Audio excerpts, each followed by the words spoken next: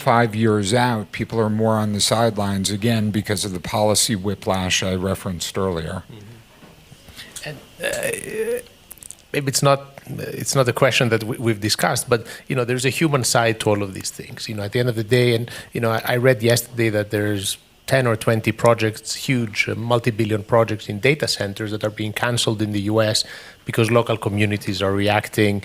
There's huge energy demands. How do you see the human side of these things? I mean, and nobody here, even you're not a politician anymore, but do you see any huge reactions from local populations that could change how things are deployed? And this is a question for everybody. I'll just take a quick stab. I happened to catch Andy Jassy, the CEO of Amazon, addressing exactly this question when he was interviewed at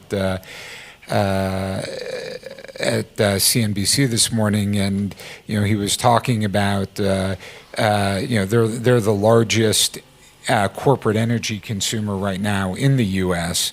and how it's a challenge for them to walk this balance between driving up energy prices for people that are ultimately their customers and yet running their business at the same time. So I don't know that there are any solutions, but I think people are much more mindful about it.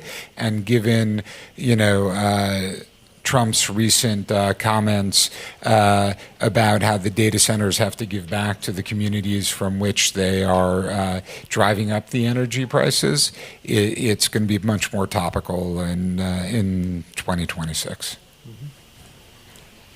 Please, any comment? I mean, as they say, as Tip O'Neill said, every politics is local. So even like grand ambitions sometimes can be hindered from local movements, and that can create a butterfly effect in the whole corporate system. So also, as Jonathan mentioned, you have seen also a reaction of Donald Trump, like you should give back to the communities. So I think that if they impact environmentally and these local lives, we will see a little bit more. We'll see a little bit more friction from the local communities, which I believe will be reflected somehow in one way or the other. And both the corporate world and the local communities will have to integrate and find a common approach where, it should be sustainable development, but without hindering progress. Thank you, Irina. Yeah, we just obviously agree with both panelists, and just to add, I think humans are generally quite antagonistic to change, and quite often now, if you speak about AI, it's perceived as AI will come and take our jobs. So there is a lot of unwillingness to accept this change, but inevitably lots of things will change, right? And we all know that even if you take industrial setting, I can imagine how the steel facility will look like in 5 or 10 years. Of course it's going to be much more automated. Of course there's going to be digitalization. We are looking at robotics, again, but we need to think what's going to be the most optimal setup that the employees and the workforce are not threatened but embrace this, and that's of course going to be one of the key challenges. Thank you. As we sort of come towards a conclusion, I would like to ask you each if you could change one big policy or, let's say, technology dream, what would it be for the next 10 or 20 years? Jonathan, if you want to start. Change or a wish? It can be a wish. It doesn't have to be real. I think I think there needs to be a reconsideration of energy policy, and talking about the human cost, and I think there needs to be a broader, and we're starting to see this reconsideration of nuclear energy in the U.S. I think there needs to be more of a streamlining of regulatory frameworks and approvals around renewables in the U.S. Until ultimately AI is energy, and until we resolve that, there's not a clear path forward. Thank you. Irina? I'm always quite often I get this question, and the more I think about it, I don't think there is like a silver bullet or a magic wand. I think you need to take the system-based approach.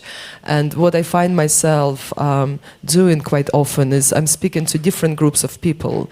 On one hand, you have brilliant entrepreneurs and innovators and scientists who come up with interesting technologies, and they want the pace and the speed to implement them. On the other hand, you have people on the shop floor who ask, understandably so, will this technology work? Will it be, will we be able to scale it? Will my plant operate based on this technology 24/7? And who will pay if it will not? Which is also another excellent question. Then there comes capital with requirement for speed, with requirement for certainty in the system which doesn't offer either of those. So quite often I find myself as a translator between three different groups of people speaking completely different languages, completely different vocabulary. And you need to simultaneously translate. So when it does come together, this is when it's powerful. This is when transformation happens. This is when we can turn some of those technologies to be deployed at scale. We can turn pilots into plans. So I think that can be powerful. Thank you, and I hope it happens, Dorian. Well, I don't have any clear idea, but as if it was my childish wish, I would love to have energy without damaging the environment. But at the same time, in order for us to survive and to progress, we have to, as they say, mutandi mutandis, we have to update on the realities on the ground. So we have to go slow, but probably there will be technological breakthrough, like even the artificial intelligence, where we would not drain all the water, or will not drain all the nice resources of this beautiful earth. So I hope that at one certain point we'll be able to discover a technological breakthrough that will still give us cherish our beautiful earth. Thank you. And, my conclusion is certainly my understanding from everything you've said is that at the end of the day, the energy side of things, how much we consume, how we consume it, and if it's polluting more than it's benefiting, let's say, from its actions, is still the key element. I have the fear, sometimes coming this morning, I said, is energy transition dead? Why are we using these terms anymore? But, I think at least the positive conclusion I get is that it's still very much alive. Maybe the names change, maybe the technologies are different, maybe the pace is different, but we're still moving with a lot of investors and corporates in the same direction of improving things, making things more efficient, and hopefully keeping our world blue, as the previous speaker said. Thank you very much, everybody. Thank you. Enjoy the rest of the conference. Thank you.